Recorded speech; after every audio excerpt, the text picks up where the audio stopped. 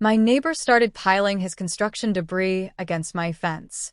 I asked him to stop. He said, "It's not on your land. Relax." That night, the fence caved in. My dog got out. I found her 2 hours later limping in the road. The next morning, I knocked on his door holding the vet bill. This started in early spring. I live in Eugene, Oregon. Quiet place. Retired last year, mostly spend time fixing things around the house, walking my dog, Daisy. She's a golden retriever. 7 years old. Smart, gentle. Doesn't bark unless something's wrong. My neighbor, Tom, lives directly behind me. He's about my age, maybe a little younger. Works in construction. He's loud, careless, always dragging junk into his backyard. A few months ago, I noticed he started piling old construction debris behind his garage. Bricks, broken drywall, metal scraps. At first, it stayed on his side. But then I saw it was pressing against our shared wooden fence. And not just a little. It got worse every week. That fence is old. I've maintained it the best I can, but it's not meant to hold the weight of a damn landfill. I walked over one morning, knocked on his door. He opened it holding a can of beer at 9 a.m. I said, "Tom, that junk is leaning on the fence. It's bowing. I'm worried it's gonna break." He looked me in the eye and said, "It's not on your land. Relax." Then he shut the door. I wanted to argue, but I didn't. I thought maybe he'd come to his senses. I didn't want to be that neighbor, the one who escalates things. So, I let it go. That night, around 2 in the morning, I woke up to this loud snap. Like something breaking. I jumped out of bed, ran to the back window, flipped the light on. The fence was down, split right in the middle, crushed under the weight of his garbage. And Daisy was gone. I ran outside calling her name. I checked the whole yard, the street, every sidewalk. Nothing. My chest felt like it was caving in. I drove around the neighborhood for almost 2 hours, yelling for her out the window. Finally, I saw her, limping near the intersection about 4 blocks away. She was shaking, paw bleeding, looked up at me and whimpered. I wrapped her in a blanket and drove straight to the emergency vet. They cleaned her up, stitched her paw, gave her something for the pain. She'd been clipped by a car. Her shoulder was bruised, but it could have been worse. Way worse. The vet handed me the bill. $1,204.82. The next morning, I went straight to Tom's place. No small talk. Just the paper in my hand. He opened the door. I said, "You collapsed my fence. My dog got out. She got hit. Here's the vet bill." He looked at the number, then said, "That's a lot." I didn't say anything. He goes, "I'll cover half." No, sorry. No, is she okay? Just half. I walked away before I said something I'd regret. He sent me a check 2 days later. I cashed it. But it wasn't about the money. It was the way he acted. Like Daisy didn't matter. Like the fence didn't matter. Like it wasn't even his fault. So I started taking pictures of the debris pile. Every angle. Every board. I filed a report with the city. Turns out he wasn't supposed to be storing that stuff there in the first place. They sent an inspector. He got fined. A week later, I contacted his company. Sent them photos. Told them it was a hazard. Didn't say who I was. Just sent it from a new email. 10 days after that, he was out of a job. The pile disappeared after that. No more noise. No more junk. But the fence was still down. I rebuilt it myself. Spent 2 weekends on it. Added a second layer of posts. Reinforced it top to bottom. Not for him. For Daisy. But this isn't over. He thought I was just some old guy with a dog. He thought I'd just take the loss and move on. He doesn't know me at all. After I rebuilt the fence, things were quiet. Too quiet. Tom didn't say a word. No more junk piles. No loud music. No beer cans tossed into my yard like before. But I didn't trust it. People like him don't just stop. They stew. They wait. About a month later, I came outside one morning and saw something wedged under the new fence. Deep scratches on the bottom board, like something had been shoved hard. I walked over and pulled it out. It was a busted metal pipe. Heavy. Rusted. Too heavy to accidentally roll across. I checked my outdoor camera. I had installed one above the back door after the fence collapsed, mostly to keep an eye on Daisy. Around 1:20 a.m., the footage showed a figure walking along the back edge of the yard. No clear face, but the build, the walk, it was him. Tom. He tried to shove the pipe through the fence, like he was testing it, seeing if I'd catch it.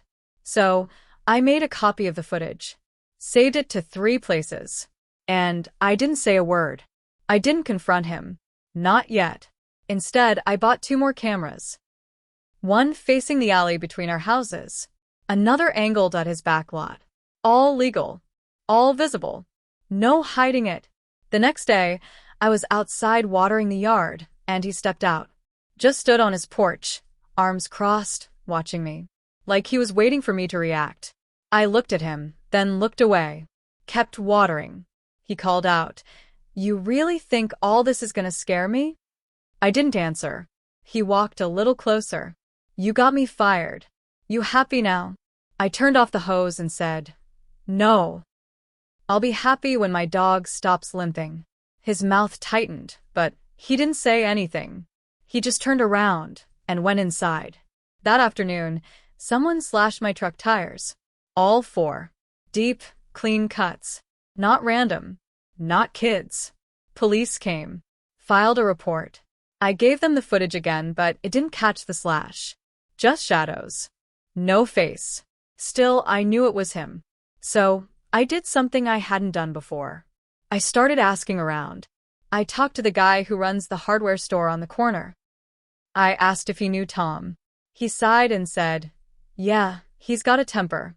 Been banned from here twice." Talked to another neighbor 2 streets over. She told me Tom used to date her niece. Said he got violent once, smashed her car mirror with a wrench. Charges got dropped, but the story spread. So I started gathering it all. Public court records, incident reports, anything I could find. Every time I found something solid, I saved it. Dates, details, all of it. And then I mailed a packet. To his landlord. No note. No return address. Just the facts. A week later, a for rent sign went up in his front yard. I thought that might be it. Maybe I'd finally be done with him. But that's not what happened. Because 3 nights after the sign went up, Daisy started barking at the back door. Low, deep growls I'd never heard from her before. I turned on the light and stepped outside. There, stuck in the new fence, was a photo. A picture of Daisy. Taken from behind, in our own backyard. Clipped to the wood with a nail. No words. No message. Just the photo. And in that moment, I knew. This wasn't over. He was leaving, but he wanted me to know he wasn't done. He wanted me to feel watched.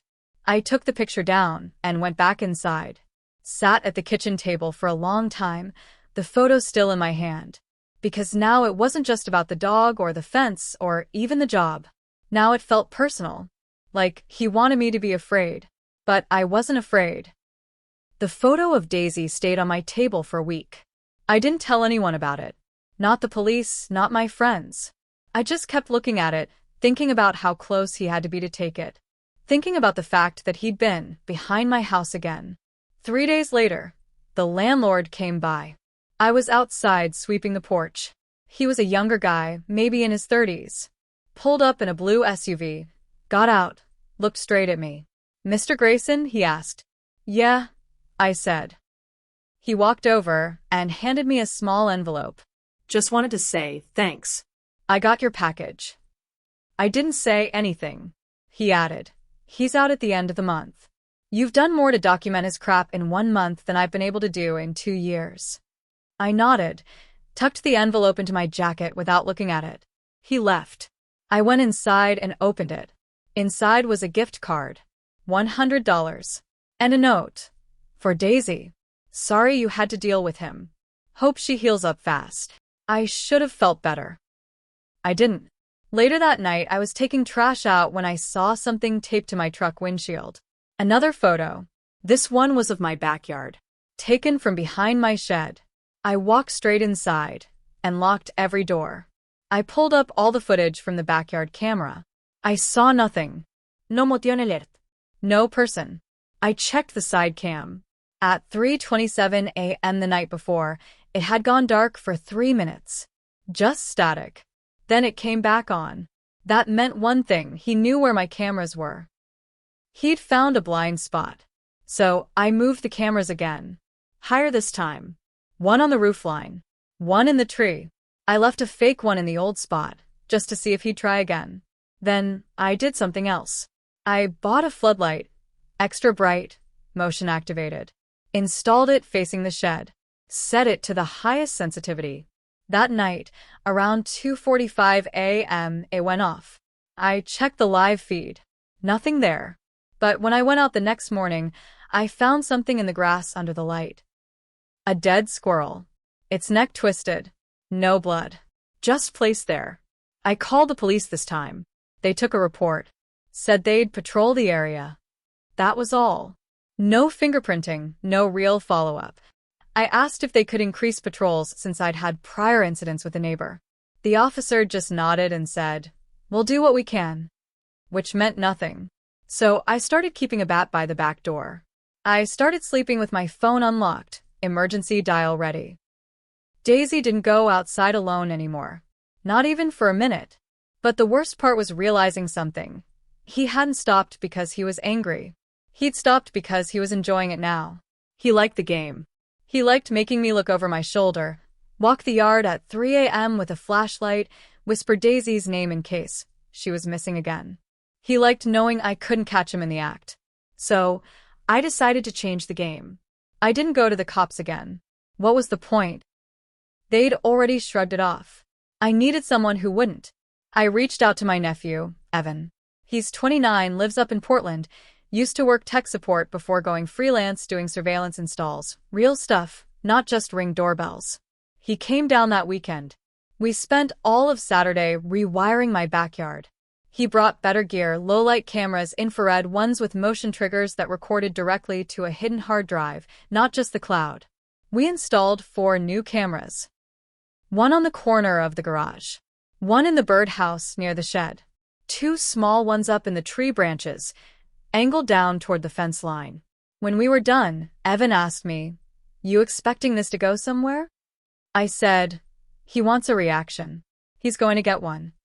Sunday night, the first hit came. Around 2:11 a.m., the infrared picked him up. Hoodie.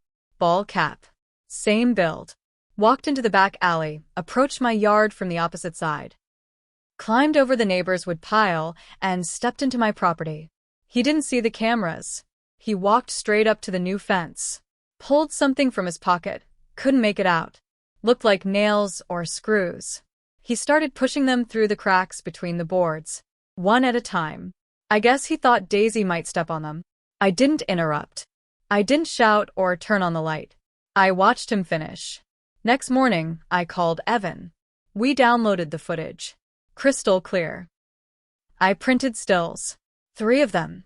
One of him in the act, one with his face half visible under the light from my neighbor's porch, and one of him stepping over the property line.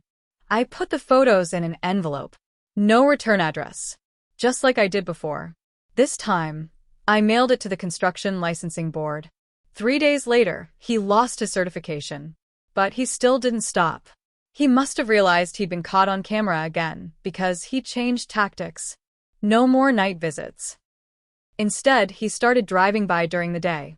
Real slow. Windows down. Sometimes he'd wave.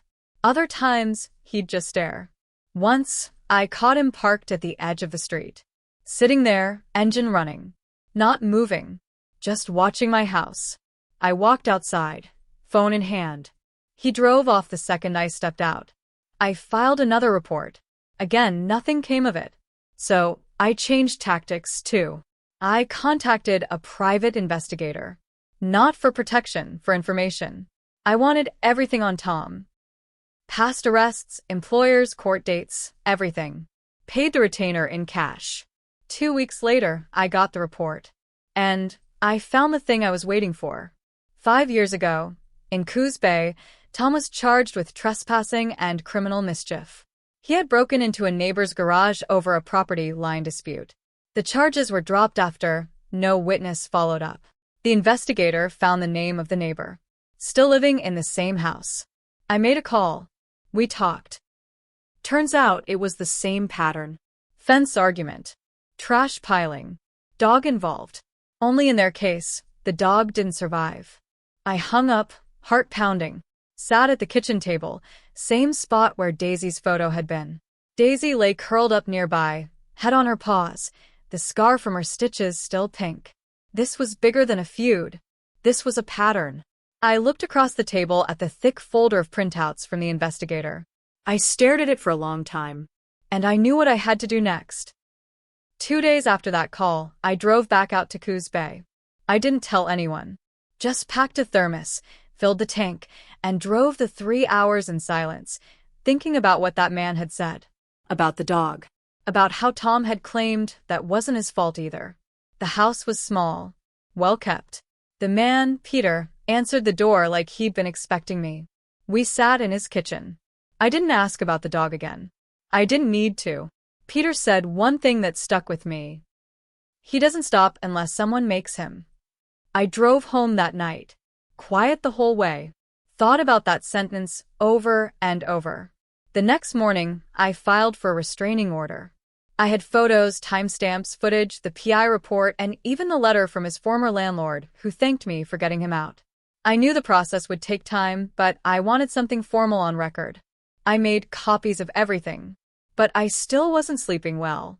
I was tired. Tired of checking locks. Tired of walking the yard with a flashlight. Tired of seeing Daisy limp every few steps.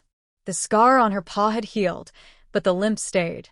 Like her body remembered what happened, even if she didn't. Then one night I got home from the store. It was almost dark. I opened my door and froze. Someone had broken in. Not much was touched. Just one thing. On the coffee table, where I'd left the PI file, it was gone. The envelope with all the records. All the copies. Missing. Nothing else touched. No drawers open. No signs of forced entry. He had a key. Or someone gave him one. I called the police again. They came out, took a report, shrugged again. Said it was suspicious, but without cameras inside, there was nothing they could do. That night, I didn't sleep at all. Daisy didn't either. She just sat by the back door, ears twitching every few minutes.